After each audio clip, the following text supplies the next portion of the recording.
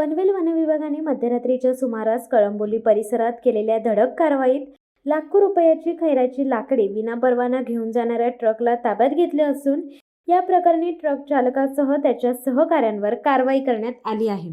सविस्तर वृत्त असे की पनवेल वनविभागाचे अधिकारी ज्ञानेश्वर सोनवणे व वनपाल घुगे यांच्या मार्गदर्शनाखाली त्यांच्या विशेष पथकाला सदर लाखो रुपये किमतीची खैराची लाकडे घेऊन वापी बाजूकडून एक ट्रक कोकणातील सावर्डे या ठिकाणी अवैध पद्धतीने घेऊन जात असल्याची माहिती मिळाली।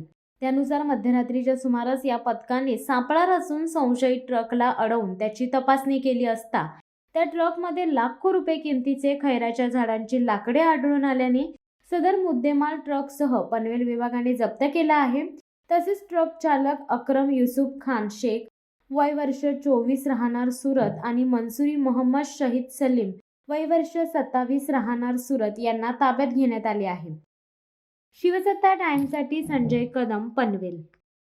दे धडक बेधडक वृत्त देणाऱ्या आपल्या शिवसत्ता टाइम्स न्यूज चॅनलला लाल बटन दाबून सबस्क्राईब करा आणि बेल आयकॉनला क्लिक करायला विसरू नका।